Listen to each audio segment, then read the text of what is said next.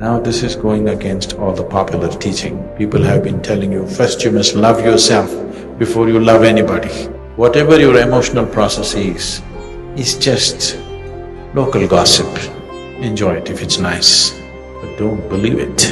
You're a little in love with yourself. You are heading towards schizophrenic condition. Sadhguru, I have tasted many times something of the beyond, but still I get stuck in many small petty issues. How do I overcome this and always maintain equilibrium? So you have tasted the beyond, but now petty things still entangle you. So,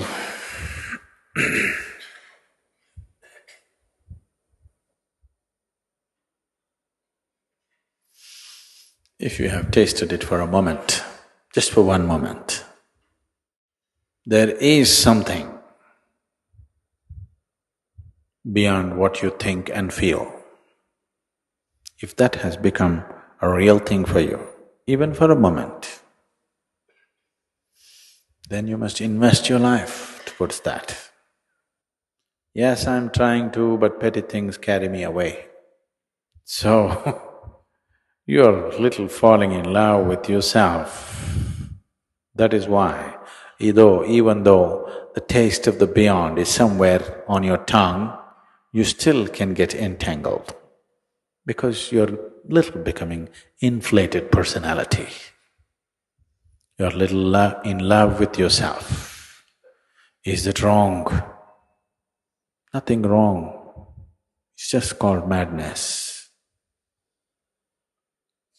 Because love is an effort, love is a longing to include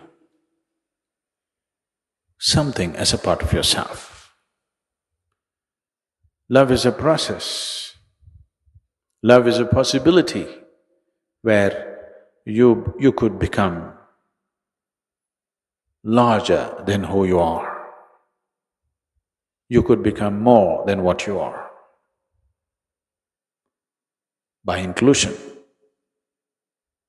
Now, if you wallow in your own self-love, now this is going against all the popular teaching. People have been telling you, first you must love yourself before you love anybody. If you cannot love yourself, how can you love anybody?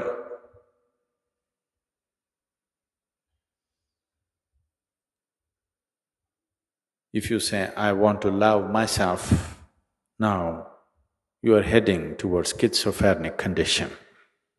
Now you're creating two in one.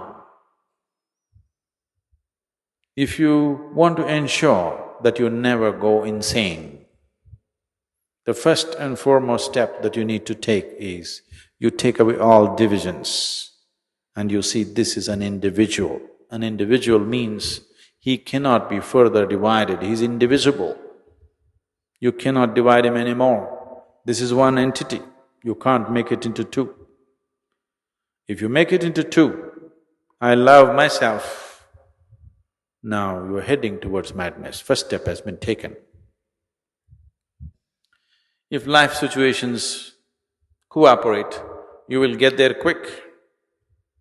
If life situations don't create that situation for you, you may manage within socially accepted levels of that madness.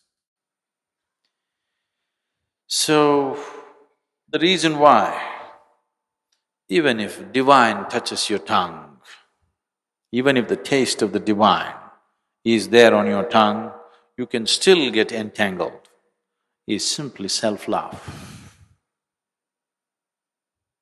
It is a sure step, first step towards madness. Whether you're going to get there to the asylum status or you will get only to the ashram status is subject to many things. But This happened to a man. He wanted to enroll himself in a college. So he saw a big building and walked in. There they had registration forms, he filled up everything. He signed, and when he went to the official to give it, to be enrolled in the college, the official said, "But this is not a college, this is an asylum." Then the man said, "But no, I wanted to join a college." But the official said, "No, this is an asylum." Then the man thought, "But I have already filled my registration form, so what difference, I will join up."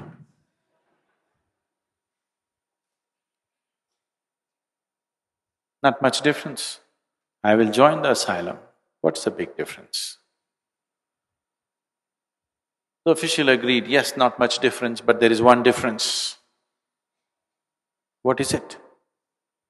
"Here, unless you show improvement, we won't let you get out."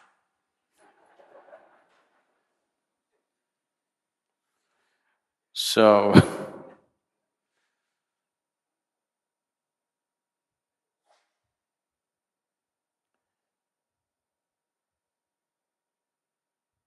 ashram is just a Sanskrit word.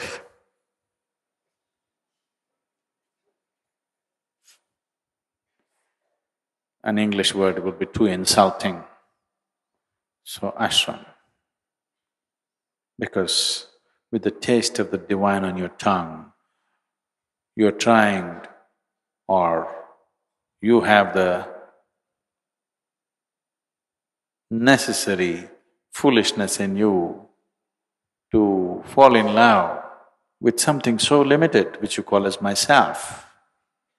That is a sure sign of madness. That is definitely a sure sign of madness. If you had never tasted it, then this is all you know, that's okay, because you don't know anything better. And the taste of the divine is still lingering, and you're getting entangled with something so limited as your personality, that is definitely a sign of madness, there is no question about it. If you're in such a state of madness, you're doomed. Even an astrologer will charge you half price, because when your destiny is so doomed, there's nothing much to predict, it's easy, really, it's very easy. But all this talk, don't get depressed.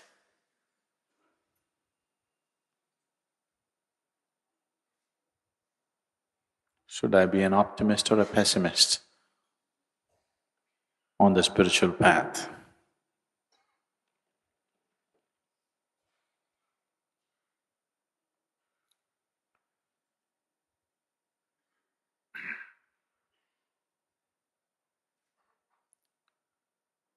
An optimist, a pessimist, and a realist were at the breakfast table.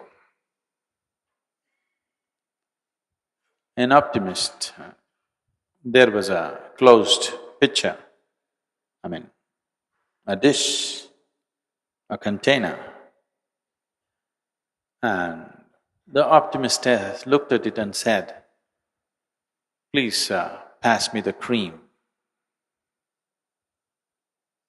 A pessimist looked at him and said, "Please pass me the milk."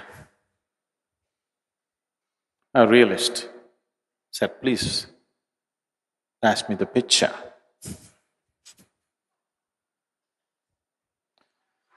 So, if you're an optimist, you will be misled. If you're a pessimist, you'll be misled. So when you're down, I up you. When you're up, I down you, because I want you to be a realist. Only one who is in contact with reality will grow. Others, optimists will hallucinate, pessimists will get depressed. Both will not get anywhere. You have to be a realist. You're willing to see everything the way it is. No hype, no depression. You're just where it is. Most important. It's extremely important. So when I see you in a high, I put cold water on you. When you see you're low, I set fire to you. Don't think I'm playing with you. I'm just trying to bring you down to reality. If you go off this way, you're going away. If you go off this way, you're going away. We need you in reality. Only in reality you grow. Growth is possible only in reality. It's the existential which can transcend the psychological. Whatever it does, transcendence is also empty. Transcendence is also false in the psychological. There is no such thing as transcendence in the psychological sphere of your life. Transcendence has to be existential because it is in the existential that your essential process of life is rooted in. What is happening in your mind, your thought and your emotion are psychological. They are just a small offshoot of life. It's not life. Right now, it may be keeping you fully engaged. Your thought and your emotion may be keeping you fully engaged right now, but it is just a small offshoot of life. It is not life. You can think what you want. Even if you're fast asleep, you're still life. In fact, you're more life when there is no psychological activity. If you have known a few moments of what you call as beyond, those were few moments where you were free from the psychological. Those few moments of freedom from the psychological, you are more present than ever. Years of living, a few moments where you're free from the psychological process were the most significant moments of presence in your life. So, that little taste that you have known, you must invest your life in that direction, not what your thoughts say, not what your emotions say. Your emotions and thoughts can say whatever they want. They will say one thing today, tomorrow morning they'll change their opinion. They're just like the local gossip. It keeps shifting. It keeps shifting what people are talking about today and what they're talking about tomorrow. Similarly in your mind, whatever your thought process is, whatever your emotional process is just local gossip, very localized to you. Enjoy it if it's nice, but don't believe it. If you like the gossip, you enjoy it. Gossip is for entertainment. You don't start your spiritual process and gossip. You don't start anything that really matters and gossip. If the taste of the divine has come to you, then you will see entertainment doesn't mean anything. Suddenly entertainment doesn't mean anything at all to you because all entertainment looks too stale and ridiculous for one who has tasted the real thing.